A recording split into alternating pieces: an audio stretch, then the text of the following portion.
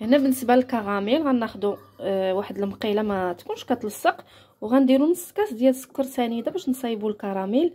هو الاول غادي نصايبوه، غنخليوها سنيده حتى تولي كراميل. هانتوما غتشوفوا معايا غنخليوها حتى تذوب، ما نحركوهاش حتى تبدا تذوب شويه بشويه. هنا اخواتي كيف شفتوا هذا السكر ديالنا كنخليوه يذوب حتى تيولي كراميل، ما كنحركوش هكايا على عافيه مهيله، وكنخليوه حتى تيذوب. صافي هنا اخواتي الكراميل كيولي بحال هكا، مازال خصو يذوب، مازال شي شويه. دابا ملي كيذوب اخواتي كناخذوا واحد المعلقه هكا صافي وكنحركوه.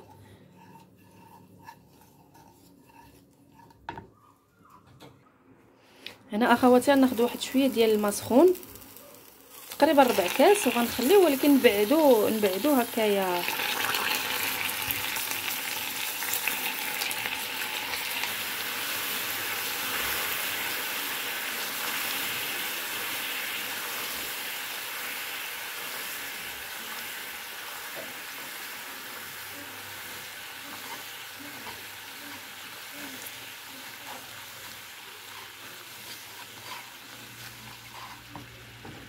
صافي كما قلت لكم واحد شويه ديال الماء سخون، من الاحسن يكون سخون، يعني ما ديروش بارد باش ما يتحجرش ليكم.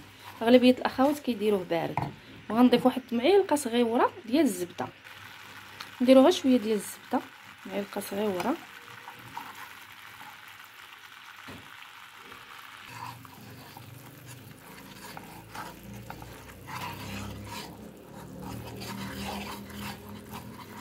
هنا اخواتي من بعد ما صايبنا الكراميل غنخليوه يبرد على جنب. صافي على هذه الطريقه كيجي غادي يبرد هكايا باش نديروه في سميتو في الطويصات اللي شفتوا. وغادي ندوزو نحضروا هنايا الفلون.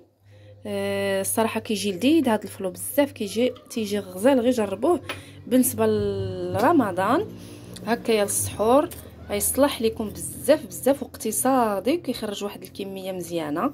المهم هنا درت واحد البيضه، وغندير تقريبا واحد 4 ديال المعلقات ديال سنيده. صافي وغندير اخواتي عندي واحد نصف لتر ديال الحليب، غندير واحد شي شويه بحال هكا، غير شي شويه. وغادي نخلط هذا الخليط هذا كما قلت لكم. غير جربوا هذا الفلو كيجي لذيذ بزاف اخواتي، عرفتي كيجي كريمي هذا الفلو هذا. المهم انا غادي نخلط سنيده مع هذا البيض مع الحليب بحال هكا.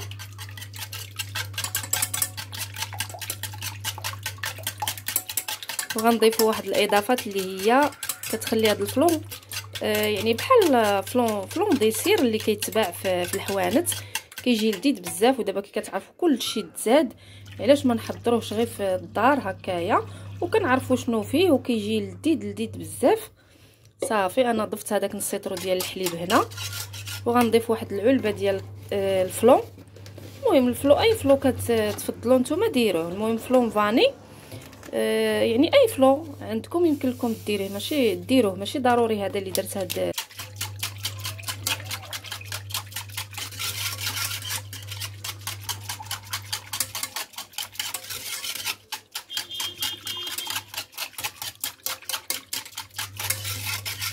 صافي المهم غادي نحركوه وغنضيفوا عليه هاد الديسير ديالنا هذا حتى هو، وغادي نعاود نحرك مزيان،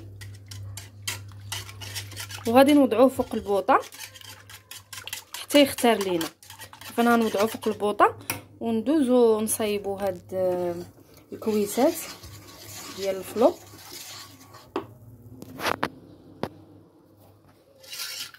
هذا غنخلطوه مزيان اخواتي بحال هكا، غنخلطوه مزيان حتى ينسجموا لينا داك الكويرات ديال هذاك الياغورت اللي درنا ديال الكراميل ما يبقاوش. صافي وغنحطو كما قلت لكم فوق البوطه. صافي هنا اخواتي غناخذ هاد الطويصات هادو اللي ديال دانون اللي كيتباعوا في الحانوت، كناخذوهم وكنحتفظوا بهم هكا. ملي كتجيبوا شي ديسير بحال هكا ديال الفلو كتحتفظوا بهاد الطويصات هادو. انا كنت محتفظه بهم الصراحه، راه ما عرفت فين توضروا ليا. المهم هادو 5 هما اللي عندي. غادي ناخذوا هذا الكراميل هذا اللي صايبنا، تنخليو كما قلت لكم حتى تيبرد. هانتوما كيفاش كيجي غزال هذا الكراميل هذا صافي. وغادي نوضعوه هنا في هاد الطويصات هذا هنا. غادي نعمر بحال هكا الطويصات، ضروري نخليوه يبرد شي شويه.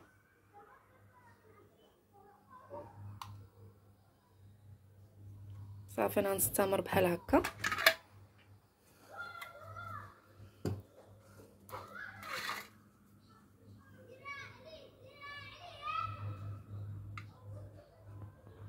هكا صافي كنطفيو عليه البوطه.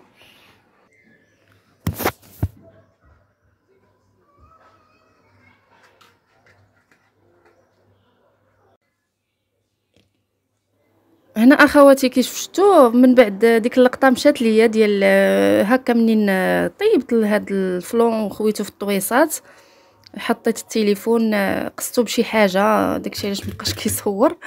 المهم هنا من بعد كتخويو في الطويصات تتخليوه اخواتي يبرد. هنا راه الفلون ديالنا تقريبا خرج لينا شي 8 ولا 9 على ما اظن ديال سميتو، اقتصادي بزاف كي شفتوا، يعني نص لتر ديال الحليب.